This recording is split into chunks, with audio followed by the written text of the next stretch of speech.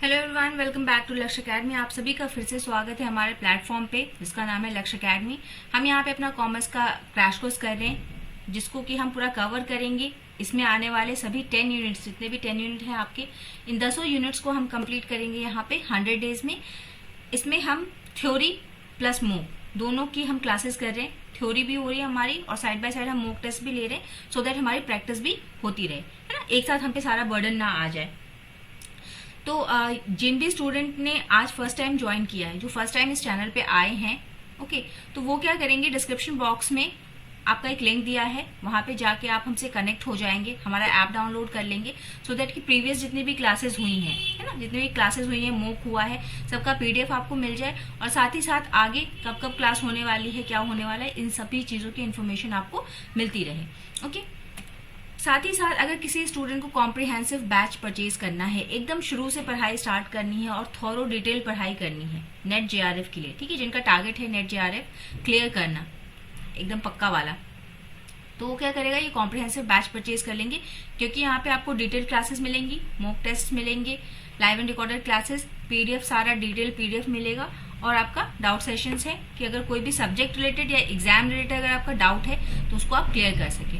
Okay, अभी purchase कर लेंगे तो 22% का डिस्काउंट है। कोड आपको लगाना है PO22 का।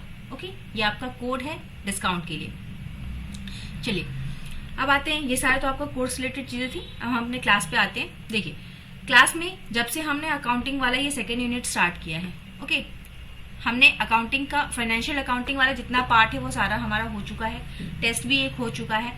अब हम यहाँ से आएंगे अपना, आज हम 2 क्लासेस में अब हम करेंगे, एक क्लास में हम कॉस्ट अकाउंटिंग डील करेंगे और दूसरे में मैनेजमेंट अकाउंटिंग डील करेंगे। ओके, देखिए, फाइनेंशियल अकाउंटिंग जो है ये तो एकदम कंपलसरी चीज है, हर ऑर्गेनाइजेशन करेगी, बट जो कुछ बड़ी ऑर्गेनाइजेशंस हैं, बिग ऑर्गेनाइजेशंस, बड़ी बड़ी कंपनियां, वो 2 और टाइप की अकाउंटिंग करती हैं। ओके, क्योंकि इनका बिजनेस बहुत ज्यादा बड़ा होता है तो इनको संभालना, कॉस्ट को कंट्रोल करना कि उनके उत्पाद में कितना कॉस्ट लग रहा है, कहीं कॉस्ट वेस्ट तो नहीं हो रहा, कहीं कॉस्ट कंट्रोल करने की जरूरत तो नहीं है। तो इन सब चीजों के लिए वो क्या करते हैं, कॉस्ट अकाउंटिंग करते हैं और करेक्ट डिसीजन लेने के लिए मैनेजमेंट अकाउंटिंग करते हैं। ओके, क्योंकि देखिए, अगर बिजनेस आपका बहुत ज्यादा बड़ा होगा या मान लीजिए आपका घर ही बहुत ज्यादा बड़ा है, छोटा सा एग्जाम्पल लेते हैं कि आपका घर बहुत ज्यादा बड़ा है, ठीक है, उसमें बहुत सारे मेंबर्स हैं, बहुत सारे रूम्स हैं, तो आपको क्या, उसको मैनेज करने के लिए सिस्टमैटिक वे में उसको मैनेज करना पड़ेगा, है ना। वहां पे फिर आपकी मैनेजमेंट का रोल बहुत ज्यादा आ जाता है। अगर मान लीजिए जैसे कि आपका टाटा TCS अभी बहुत ज्यादा न्यूज में था, जो आपके रतन टाटा सर हैं उनका वो अब नहीं रहे, तो उनका बिजनेस जो है ऑल ओवर द वर्ल्ड है, तो वहां पे मैनेजमेंट का रोल बहुत आ जाता है क्योंकि एक इंसान की कंपनी है और उसको, वो पूरी दुनिया में फैला हुआ है, तो उसको मैनेज करना, उसके लिए डिसीजंस लेना बहुत इंपॉर्टेंट हो जाता है। तो वहां पे मैनेजमेंट अकाउंटिंग भी आपका आ जाता है, ठीक है, बड़े ऑर्गेनाइजेशंस में। तो देखिए, आज हम डील करेंगे कॉस्ट अकाउंटिंग। तो कॉस्ट अकाउंटिंग हम करते किस लिए है कि जो भी हम गुड्स या सर्विसेज जो प्रोड्यूस कर रहे हैं, है ना, जिनमें हम बिजनेस कर रहे हैं अपना, या तो हम गुड्स बेचेंगे या तो सर्विसेज बेचेंगे, है ना, 2 ही चीजें बेच सकते हैं हम। जैसे सर्विसेज में आ गए आपके हॉस्पिटल्स आ गया, एजुकेशन का फील्ड आ गया, आप ट्रांसपोर्टेशन यूज करते हो, ये सर्विसेज हैं। तो ये सारी चीजें जो हैं, इनमें कितना कॉस्ट लगा और उसको हम कंट्रोल कैसे करेंगे, हम अपना प्रॉफिट मार्जिन कैसे डिसाइड करेंगे, है ना, कि हमको उस पर कितना, पहले तो हमको कॉस्ट पता करना होगा किसी चीज का, है ना, तभी, जैसे मान लीजिए कि अगर हम कोई एक उत्पाद बना रहे हैं, एक प्रोडक्ट बना रहे हैं, जिसको बनाने में हमको कॉस्ट लग रहा है मान लीजिए 100 रुपए का, ठीक, तो जब तक हम ये पता नहीं करेंगे कि ये हमारा एक प्रोडक्ट बनाने में हमको 100 रुपए लग रहे हैं, तब तक हम इस पे प्रॉफिट कैसे डिसाइड कर लेंगे कि हमको कितना प्रॉफिट चाहिए, है ना। अगर हमको पता चल जाए कि ये हमारा 100 रुपए इसको बनाने में लग रहा है, तभी ना हम डिसाइड करेंगे कि हम इसको 120 रुपए में बेचेंगे तो हमको 20 रुपए का प्रॉफिट होगा, ठीक। तो कॉस्ट अकाउंटिंग हमको क्या क्या चीजें बताता है कि ये हमको किस में हेल्प करता है, आपको असर्टेनमेंट ऑफ कॉस्ट, हमको कॉस्ट पता करने में हेल्प करता है, प्रॉफिट मार्जिन डिसाइड करने में हेल्प करता है, कॉस्ट को कंट्रोल करने में हेल्प करता है, ओके, वेस्टेजेस को रिड्यूस करने में हेल्प करता है। तो ये सारे क्या है, इसके यूजेस हैं, है ना, कि हम इसलिए कॉस्ट अकाउंटिंग करते हैं। चलिए आगे देखते हैं। कॉस्ट अकाउंटिंग का अगर मोटा मोटा सिर्फ एक लाइन में अगर हम जाने तो कॉस्ट अकाउंटिंग क्या है कि कॉस्ट अकाउंटिंग में हम प्रोडक्ट के कॉस्ट को पता करते हैं और उसके बेसिस पे मैनेजरियल डिसीजंस लेते हैं, है ना। डिसीजन लेंगे कि हमको कहाँ पे कितनी कटौती करनी है, क्या कैसे करना है, वो सारा हम इसके बेसिस पे डिसाइड करते हैं।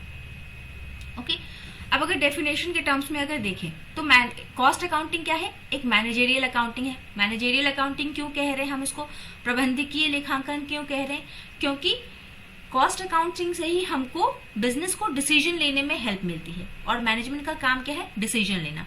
तो इसलिए कॉस्ट अकाउंटिंग क्या है, आपका एक मैनेजरियल अकाउंटिंग है, ठीक, जिसमें हम क्या करते हैं, हम रिकॉर्ड करते हैं, एनालाइज करते हैं, रिपोर्ट करते हैं कंपनी के कॉस्ट को। कंपनी में एक प्रोडक्ट को बनाने में या फिर उस कंपनी को चलाने में कितना कॉस्ट आ रहा है, रॉ मटेरियल खरीदने से लेके उस गुड को सेल करने तक का जो कॉस्ट है वो सारा हम पता करते हैं कि किस स्टेप पे कितना पैसा हमारा लगा, कितना कॉस्ट लगा, कहाँ कंट्रोलिंग की जरूरत है, कहाँ हम कंट्रोल कर सकते हैं, कहाँ हम वेस्टेजेस को कम कर सकते हैं, ये सारा हम कॉस्ट अकाउंटिंग में पता करते हैं। ओके, चलिए अब देखिए एलिमेंट्स ऑफ कॉस्ट अकाउंटिंग क्या होता है। एलिमेंट्स ऑफ कॉस्ट अकाउंटिंग, देखिए किसी भी एक उत्पाद को बनाने के लिए आपको सबसे पहले 3 डायरेक्ट चीजें लगती हैं।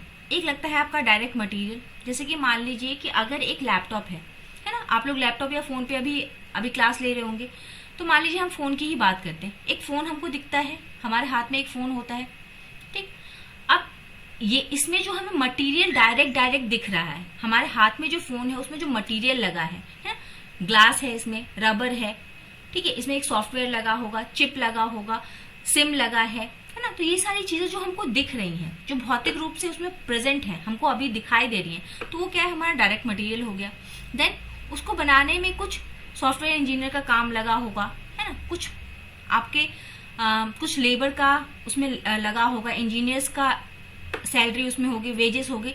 तो उसको एक उत्पाद को बनाने में कितना मटेरियल लगा, कितना लेबर का कॉस्ट लगा और कितना डायरेक्ट कॉस्ट लगा।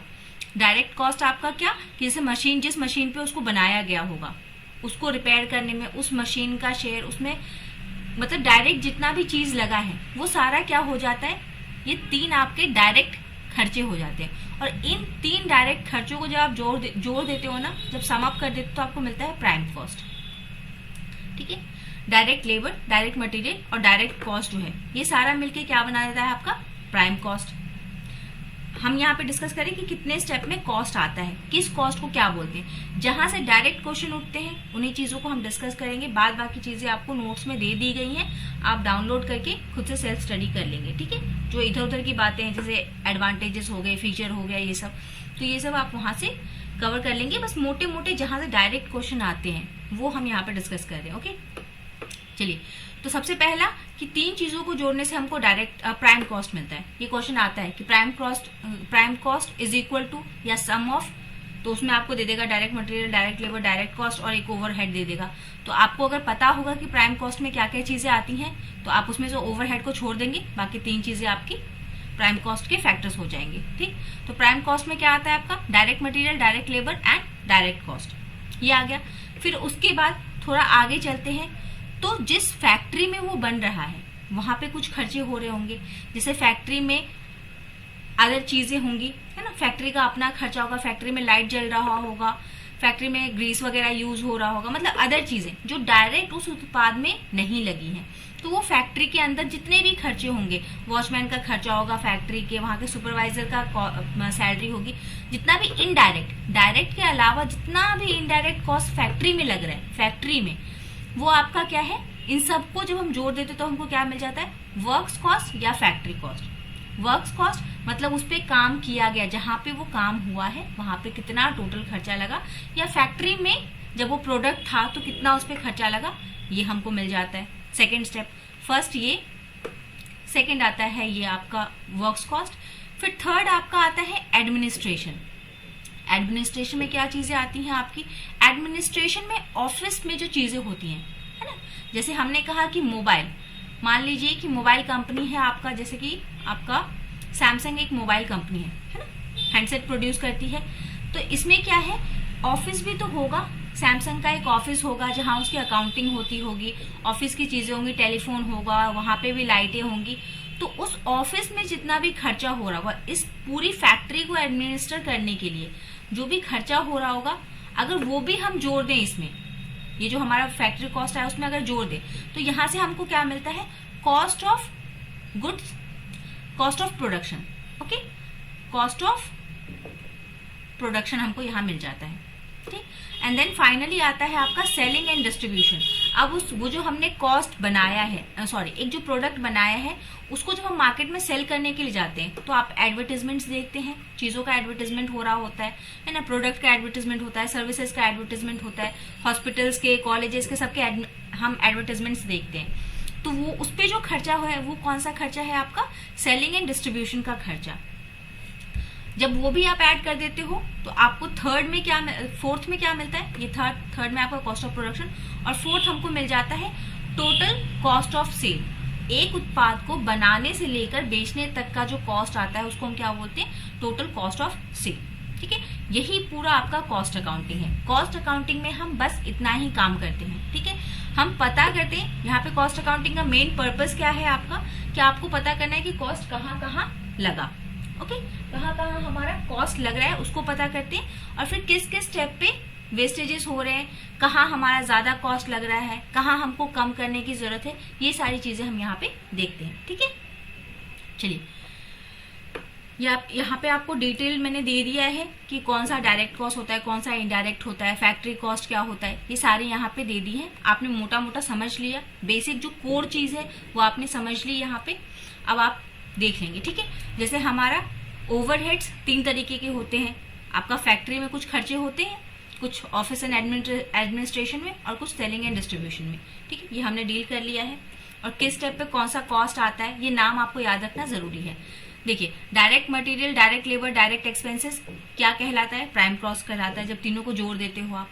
वैसे ही डायरेक्ट के अलावा जितने भी खर्चे हैं, इनडायरेक्ट मटेरियल है, इनडायरेक्ट लेबर है, इनडायरेक्ट एक्सपेंसेस है, ये सारे को अगर जोड़ते हैं तो हमको क्या मिलता है, ओवरहेड। ओवरहेड मतलब डायरेक्ट के ऊपर कितना लगा, ओवरहेड कितना ज्यादा हमको प्राइम कॉस्ट के ऊपर कॉस्ट लग रहा है वो हमारा ओवरहेड हो जाता है। अब देखिए, ये फाइनल चीज आप याद रखेंगे, बाकी सारा थ्योरी है। देखिए, हमने ये देख लिया कि डायरेक्ट मटेरियल जो है आपका मटेरियल कंज्यूम, कभी कभी मटेरियल कंज्यूम का भी फॉर्मूला पूछ लेते हैं। तो मटेरियल कंज्यूम का फॉर्मूला क्या होता है आपका, मतलब एक उत्पाद को बनाने में कितना मटेरियल लगा हमारा। तो आपने जितना परचेज किया है, जितना भी डायरेक्ट रॉ मटेरियल खरीदा, plus opening stock of raw material और minus closing stock of raw material, ये जब आप कर देते हैं this plus this minus closing stock, तो हमको क्या मिलता है, मटेरियल कंज्यूम्ड। और इसी को आप क्या बोल सकते हैं, direct material. Direct material plus direct wages and direct expenses, इन तीनों को जोड़ा तो हमको क्या मिला, प्राइम कॉस्ट। ओके, फिर उसमें हम क्या ऐड करते हैं, वर्क्स कॉस्ट या फैक्ट्री ओवरहेड। फैक्ट्री ओवरहेड कितना हमारा लगा, फैक्ट्री में कितनी चीजें लगी, कितना खर्चा हुआ, जब ये भी जोड़ देते हैं हम प्राइम कॉस्ट में तो हमको क्या मिल जाता है, वर्क्स कॉस्ट, या इसी को हम बोलते हैं फैक्ट्री कॉस्ट। ओके, उसके बाद हमने देखा एडमिनिस्ट्रेशन और ऑफिस का कॉस्ट भी हमने जोड़ दिया तो हमको क्या मिला यहाँ पे, थर्ड चीज कॉस्ट ऑफ प्रोडक्शन। और कॉस्ट ऑफ प्रोडक्शन में जब सेलिंग और डिस्ट्रीब्यूशन ओवरहेड हमने लगा दिया तो हमको क्या मिला, यहाँ पे सेल्स प्राइस मिलेगा after adding your profit margin.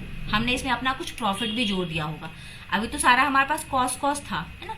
Cost में अब हम क्या करते हैं, जब हमको पता चल गया कि हमको एक उत्पाद बनाने में 100 रुपए का खर्चा आ रहा है, तो अब हम क्या करेंगे, अब हम डिसाइड करेंगे, क्योंकि ये मैनेजरियल अकाउंटिंग है तो हम डिसीजन लेंगे कि हम एक प्रोडक्ट पे कितना मुनाफा कमाएं, है। तो हम यहाँ पे क्या करेंगे, अपना एक प्रॉफिट मार्जिन जोड़ देंगे कि कम से कम एक उत्पाद पे हमको 20 रुपए का तो प्रॉफिट होना ही होना चाहिए। तो हमने यहाँ पे क्या किया, ये प्रॉफिट मार्जिन यहाँ पे जोड़ दिया और हमको यहाँ से क्या मिल जाती है, फिर अपनी सेलिंग प्राइस। तो कॉस्ट अकाउंटिंग का एक पर्पज ये भी है कि हम सेलिंग प्राइस से निकालते हैं। ठीक, ये आपका कॉस्ट अकाउंटिंग का कोर था। बाकी चीजें यहाँ पे कुछ इंपॉर्टेंट आपको फॉर्मूलाज दे दिए हैं, देख लेंगे आप। अब देखिए, इसी के साथ आता है एक आपका रेशियो एनालिसिस। ओके, 1 मिनट का पॉज लेंगे। देखिए, आपका ना सब्जेक्ट बहुत वास्ट है, मैं बार बार ये बात आप लोगों को बताती रहती हूँ कि ये 5 साल की जितना भी आपने स्टडी किया है ना, अपने बीकॉम और एमकॉम में, ये 5 साल की मेहनत का निचोड़ है। तो आप यहाँ पे हो सकता है कुछ टॉपिक्स छूट रहे हैं, तो हम यहाँ पे आपको कोर टॉपिक्स बता रहे हैं। इसके आगे और पीछे का रिवीजन ना सारा आपको करना है। हम एक बस रूपरेखा बता सकते हैं। यूट्यूब पे हमारे पास इतना टाइम नहीं है, इसीलिए कॉम्प्रिहेंसिव बैचेस लॉन्च की गई हैं। ठीक, तो जिनको रिवीजन चाहिए ना वो यहाँ से कर सकते हैं, और बाकी बच्चे यहाँ से गाइडलाइंस लेके अपनी प्रिपरेशन कर सकते हैं। ठीक है, चलिए ये हो गया। अब देखिए रेशियो एनालिसिस जो है ये भी मैनेजरियल अकाउंटिंग का एक पार्ट है, क्योंकि रेशियो एनालिसिस से ही हमको क्या है, कंपनी के बारे में डिसीजन लेने में हेल्प मिलती है। ओके, अब देखिए रेशियो एनालिसिस क्या होता है कि आप अपनी कंपनी के बारे में अगर कोई डिसीजन लेना चाहते हैं तो हम उसके लिए रेशियो एनालिसिस करते हैं। हमको ये बताता है कंपनी की इफिशियंसी, मतलब उसकी दक्षता, तरलता, राजस्व या लाभप्रदायता कितनी है एक कंपनी की, उसको पता अगर करना होता है तो हम कुछ रेशियोज का यूज करते हैं। आप सिंपल याद रखेंगे, इसके लिए एक फॉर्मूला स्लैप याद रखेंगे। ठीक है, अब स्लैप क्या है, देखिए किसी भी कंपनी के बारे में अगर आपको पता करना है तो आपको ये 4 रेशियोज, ये है 4 रेशियोज। स्लैप क्या है आपका, 4 रेशियो है, 4 अनुपात हैं, जिससे आप किसी भी कंपनी के बारे में वो कैसा कर रही है, कैसा परफॉर्म कर रही है, या आगे कैसा करेगी, है ना, कैसा बिजनेस वो करेगी, आप पता कर सकते हैं। देखिए स्लैप एस फॉर आपका सॉल्वेंसी रेशियो। सॉल्वेंसी रेशियो क्या होती है कि लॉन्ग टर्म में कोई कंपनी कितना अच्छा काम करने वाली है या कैसा करेगी, वो अगर हमको चेक करना होता है तो हम सॉल्वेंसी रेशियो निकालते हैं। इसमें आपका डेट इक्विटी रेशियो आता है और इंटरेस्ट कवरेज रेशियो आता है। ठीक है, फिर आपका आता है दूसरा एल मीन्स लिक्विडिटी रेशियो। ये है लॉन्ग टर्म के लिए आपके, अगर लॉन्ग टर्म में आपको कंपनी के बारे में पता करना है। लिक्विडिटी मतलब शॉर्ट टर्म के लिए। ठीक है, ये रेशियोज बहुत इंपॉर्टेंट है, पूछे जाते हैं। ठीक है, इसीलिए इसको यहाँ पे इंक्लूड कर लिया मैंने, क्योंकि रेशियो से भी काफी क्वेश्चन पूछे जाते हैं आपके। Ratio analysis short term company के बारे में पता करना होता है कि शॉर्ट टर्म में कंपनी कितना अच्छा परफॉर्म कर रही है, अपनी लायबिलिटीज को कितने अच्छे से पूरा कर सकती है, एक साल के अंदर जितने भी खर्चे होने वाले हैं उसको पूरा कर सकती है या नहीं। इसमें 2 इंपॉर्टेंट रेशियोज हैं आपके, current ratio and quick ratio. ये दोनों आपको एकदम रट जाने हैं। ठीक है, देन आपका आता है ए फॉर एक्टिविटी रेशियो। ये जो टर्नओवर रेशियो है ना, इसी को हम एक्टिविटी रेशियो बोलते हैं। एक्टिविटी रेशियो मतलब कंपनी कैसा परफॉर्म कर रही है, उसकी एक्टिविटी कैसी चल रही है। जैसे उसका फिक्स्ड असेट का टर्नओवर कैसा है, इन्वेंट्री का टर्नओवर कैसा है, रिसीवेबल्स, उसको टाइम पे उसके रिसीवेबल्स मिलेंगे या नहीं मिलेंगे, मिल रहे हैं तो उसका क्या मतलब है, नहीं मिल रहे हैं तो उसका क्या मतलब है। तो ये सारी एक्टिविटी रेशियोज हम देखते हैं। और फाइनली हम क्या चेक करते हैं, एक profitability ratio, P for profitability ratio. Okay, इसमें हम कंपनी के प्रॉफिट क्या पता करते हैं कि ग्रॉस प्रॉफिट कैसा है, नेट प्रॉफिट कैसा है, ऑपरेटिंग प्रॉफिट क्या है, रिटर्न ऑन कैपिटल एम्प्लॉयड कैसा है। ये सारी चीजें हम प्रॉफिटेबिलिटी रेशियो से देखते हैं। एंड फाइनली एक आपका मार्केट वैल्यू रेशियो होता है। ये स्लैब तो आप बेसिक है, एकदम बेसिक करते हैं। अगर मैनेजर बड़ी कंपनी है आपकी तो ये 4 रेशियो एनालिसिस तो आपकी कंपनी का होता ही होता है। और एक 5th आपका है मार्केट वैल्यू रेशियो, जिसमें हम क्या करते हैं, अपनी कंपनी का पीई रेशियो हमने पिछली क्लास में डील किया है। पीई रेशियो क्या होता है, अर्निंग पर शेयर क्या होता है, और रिटर्न ऑन नेटवर्थ। ये सारी चीजें हमने डील कर ली हैं। अगर किसी स्टूडेंट को नहीं पता है तो वो प्रीवियस क्लासेस देख के पता कर लेगा।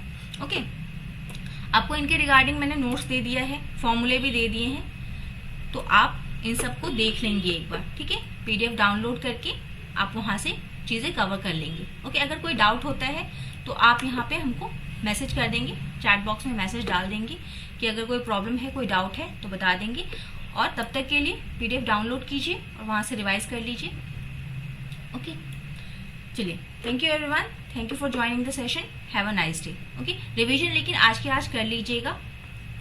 ओके, चलिए रिविजन्स कर लीजिए। जाते जाते एक बार फिर से इन्फॉर्मेशन कि किसी को भी अगर कॉम्प्रिहेंसिव बैच लेना है तो अभी जाके ले लीजिएगा।